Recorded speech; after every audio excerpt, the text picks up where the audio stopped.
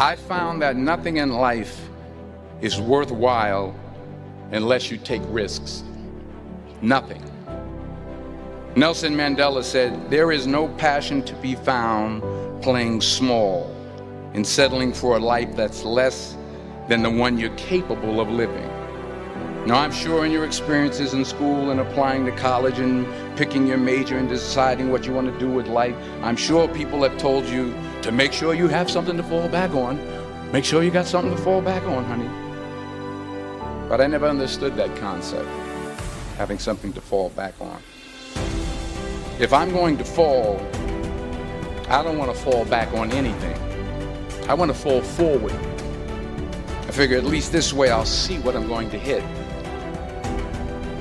Without consistency, you'll never finish. So do what you feel passionate about. Take chances. Don't be afraid to fail. There's an old IQ test, was 9 dots, and you had to draw 5 lines with a pencil within these 9 dots without lifting the pencil. The only way to do it was to go outside the box.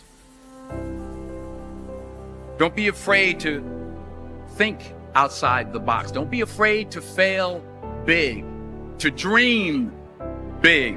But remember, dreams without goals are just dreams.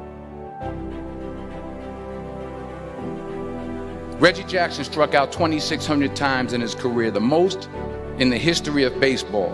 But you don't hear about the strikeouts. People remember the home runs. Fall forward. Thomas Edison conducted 1,000 failed experiments. Did you know that? I didn't know that. Because the 1,001st was the light bulb. Fall forward. Every failed experiment is one step closer to success. You've got to take risks, and I'm sure you've probably heard that before, but I want to talk to you about why that's so important. You will fail at some point in your life. Accept it. You will lose. You will embarrass yourself. You will suck at something. There's no doubt about it. And I know that's probably not a traditional message for a graduation ceremony, but hey, I'm telling you, embrace it, because it's inevitable.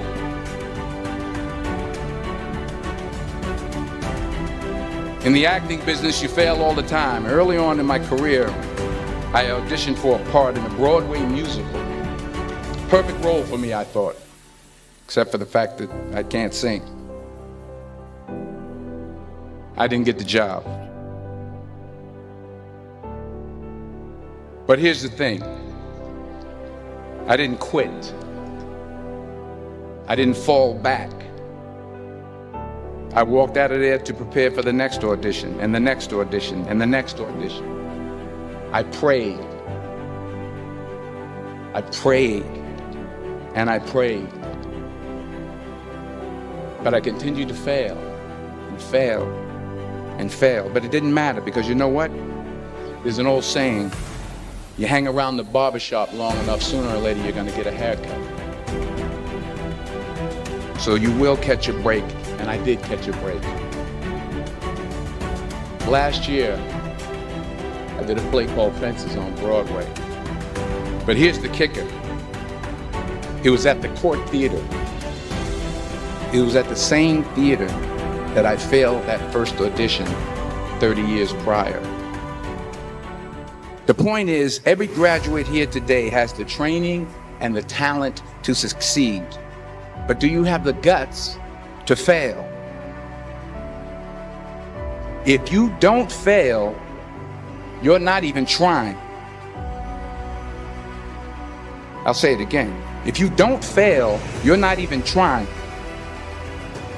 To get something you never had, you have to do something you never did.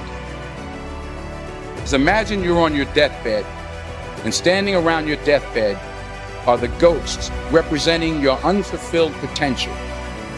The ghost of the ideas you never acted on. The ghost of the talents you didn't use. And they're standing around your bed, angry, disappointed, and upset. They say, we came to you because you could have brought us to life, they say. And now we have to go to the grave together. So I ask you today, how many ghosts are going to be around your bed when your time comes?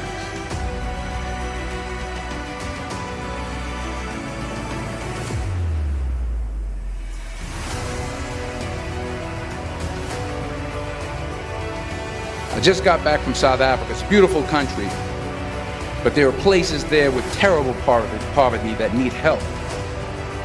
And Africa is just the tip of the iceberg. The Middle East needs your help. Japan needs your help. Alabama needs your help. Tennessee needs your help. Louisiana needs your help. Philadelphia needs your help. The world needs a lot, and we need it from you. We really do. We need it from you young people. I mean, I'm not speaking for the rest of us up here, but I know I'm getting a little grayer. We need it from you, the young people, because remember this. You got to get out there. You got to give it everything you got, whether it's your time, your talent, your prayers, or your treasures.